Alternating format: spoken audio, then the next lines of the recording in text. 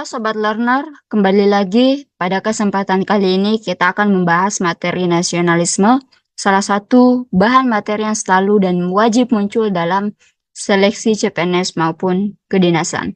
Nah, pada kesempatan kali ini kita akan membahas kenapa sih dan apa tujuannya materi nasionalisme ini diujikan. Nah, mari kita lihat. Pertama, apa sih pengertian nasionalisme itu? Jadi, nasionalisme merupakan paham atau ajaran untuk mencintai bangsa sendiri dan kesadaran keanggotaan dalam suatu bangsa yang secara potensial atau aktual bersama-sama untuk mencapai, mempertahankan, dan mengabdikan identitas, integritas, kemakmuran, dan tentu kekuatan bangsa, semangat kebangsaan.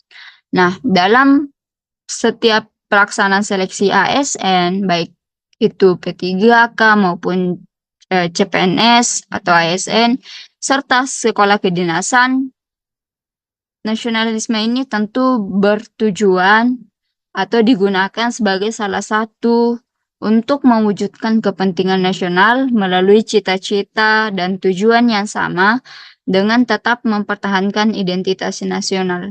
Nah, jadi tujuannya adalah kenapa materi nasionalisme ini ditujukan tentu untuk melihat seperti apa sih teman-teman semua atau para calon pendaftar yang ingin mengabdikan diri. Karena pada dasarnya nasionalisme ini bertujuan untuk melihat atau paham yang mana lebih mementingkan kepentingan negara, kepentingan bangsa di atas kepentingan pribadi maupun golongan. Nah, kemudian tentu nasionalisme ini tertuang dalam sila ketiga Pancasila, yakni Persatuan Indonesia, yang mana memiliki beberapa ciri-ciri. Pertama, mencintai bangsa dan tanah air Indonesia, rela berkorban demi bangsa dan negara, bangga berbangsa dan bertanah air Indonesia, menempatkan kepentingan bangsa dan negara di atas kepentingan pribadi dan golongan. Jadi itu adalah ciri-ciri dari nasionalisme itu sendiri.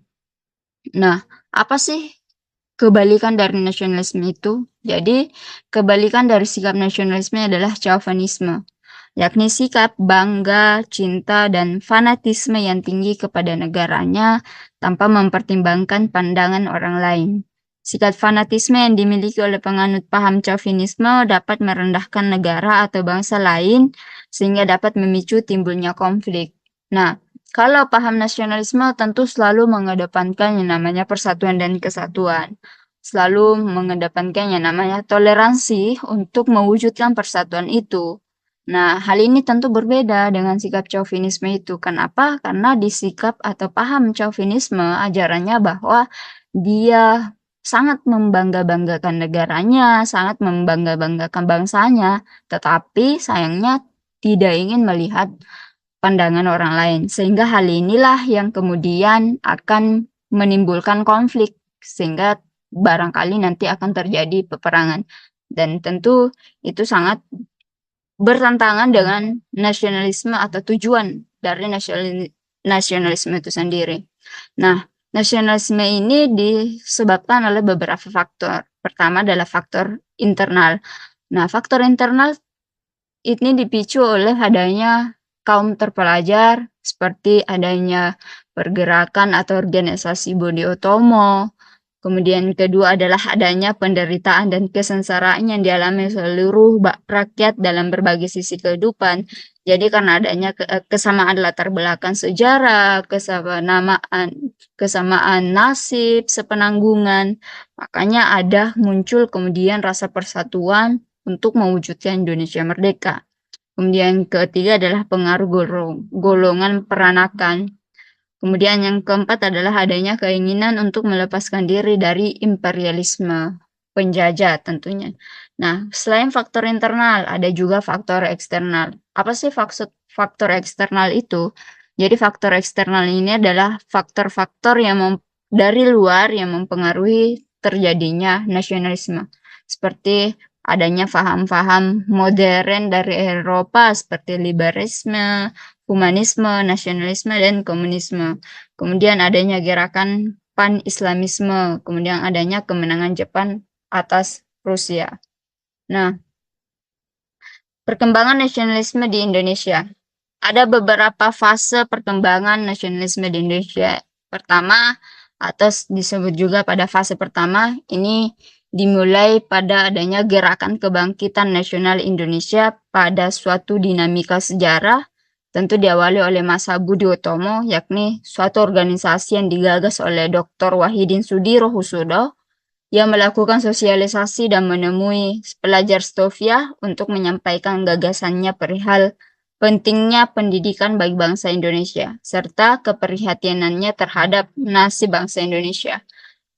Akhirnya para pelajar di Stovia bersama dengan Wahidin Sudirohusodo membentuk organisasi yang bernama Budi Utomo yang diketuai oleh Dr. Sutomo.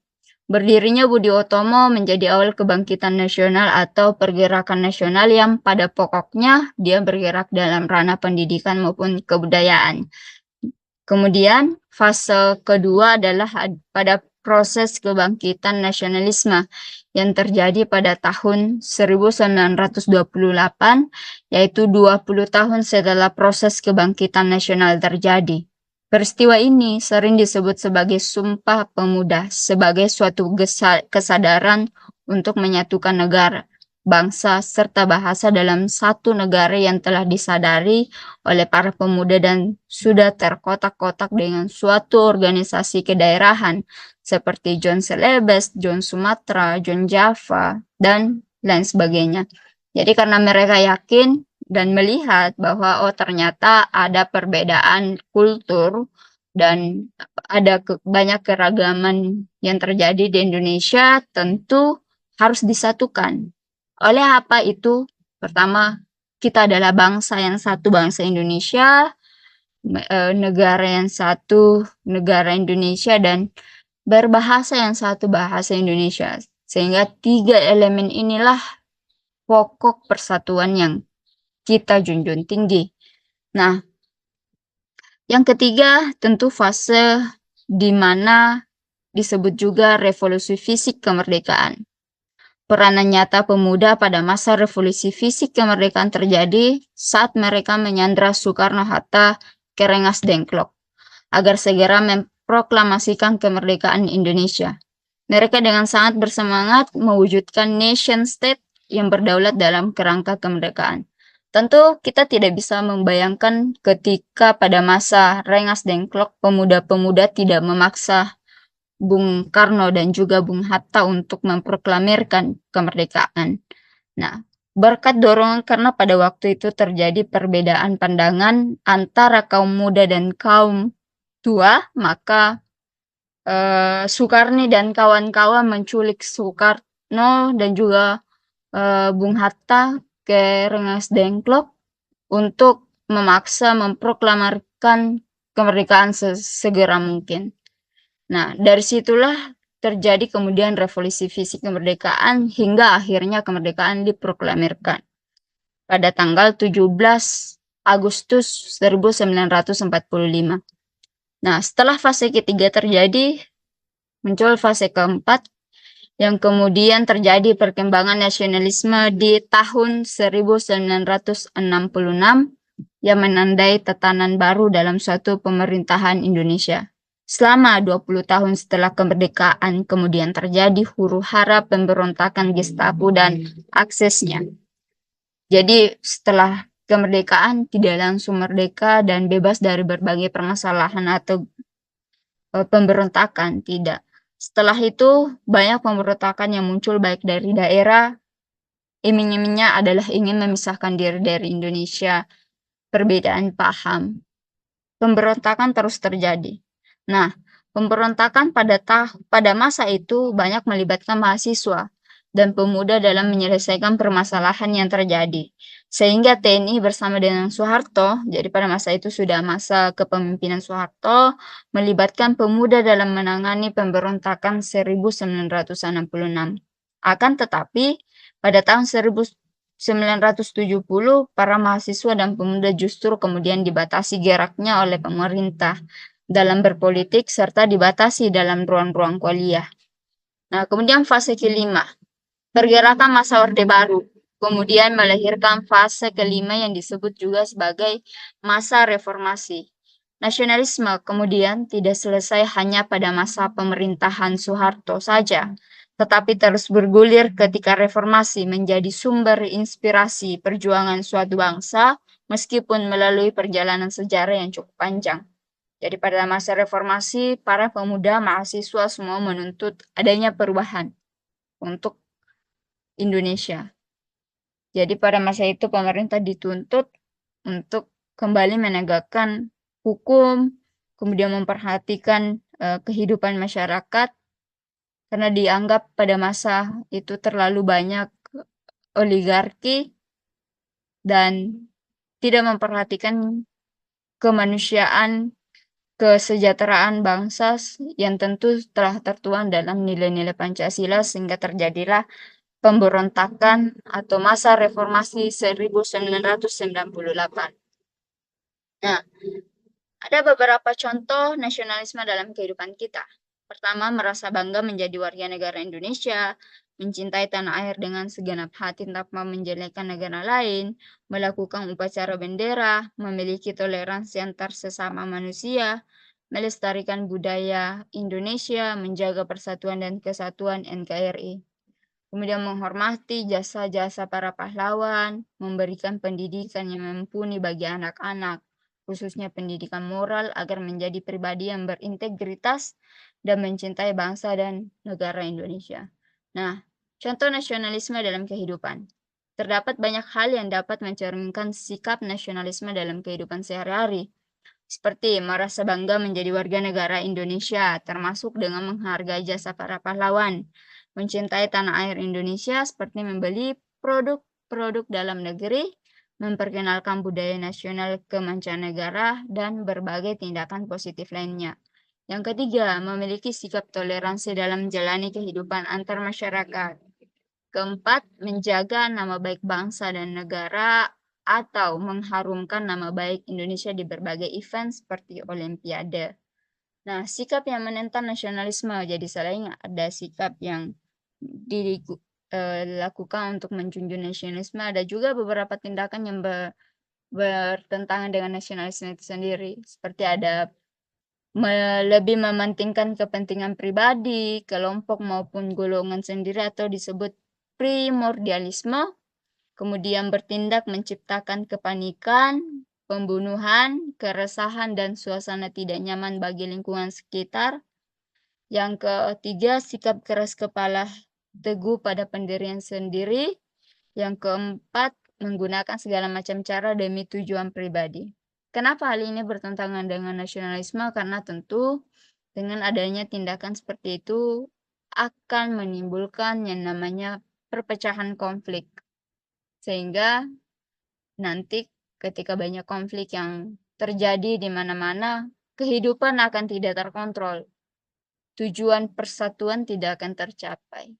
Sehingga tentu hal inilah yang bertentangan dengan nasionalisme itu sendiri. Nah, kemudian apa? Mari kita lihat contoh soal nasionalisme. Nah, kita simak soal-soal berikut ini. Pertama, nasionalisme merupakan salah satu landasan penting yang harus dimiliki oleh seorang aparatur sipil negara dalam melaksanakan tugas maupun dalam kehidupan sehari-hari. Rino, sebagai seorang ASN, dituntut agar memiliki sikap nasionalisme yang dapat menunjukkan kecintaannya terhadap bangsa dan tanah air Indonesia berdasarkan nilai-nilai Pancasila.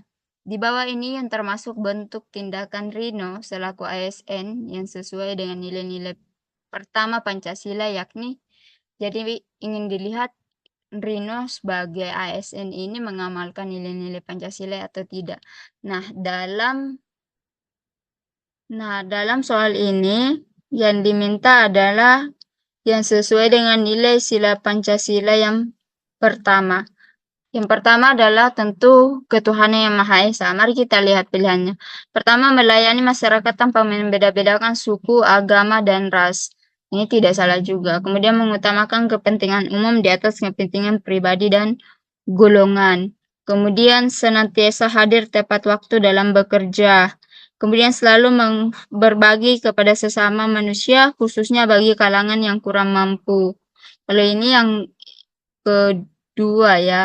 Kemudian ini juga dua, mengutamakan kepentingan umum di atas kepentingan pribadi dan golongan, tentu persatuan ketiga. Kemudian senantiasa hadir tepat waktu atau tidak korupsi dalam segala hal. Itu bisa kita mencerminkan sila kelima. Nah, yang mana sila pertama? Karena di soalnya minta sila pertama. Nah, kita lihat yang pilihan E, mampu membedakan antara yang hak dan yang batil, khususnya dalam melaksanakan pekerjaan maupun kehidupan sehari-hari. Ini yang sesuai ya. Jadi, salah satu nilai yang tertuang dalam sila Pancasila sila pertama adalah mampu membedakan. Jadi sebagai seorang ASN juga harus mampu membedakan antara yang hak dan yang batil, khususnya dalam melaksanakan pekerjaan maupun kehidupan sehari-hari. Kita lihat pembahasannya dalam sila Pancasila. Nilai pertama yang dituangkan adalah ketuhanan yang menunjukkan kepada manusia jati diri sebagai bangsa agar dapat membedakan antara yang baik dan buruk, membedakan antara yang halal dan haram, dan bisa membedakan yang hak dan yang batil ya. Nah, kita lihat soal kedua. Teman-teman sudah paham atau tidak? Makanya kita berikan contoh soalnya. Nah, soal kedua.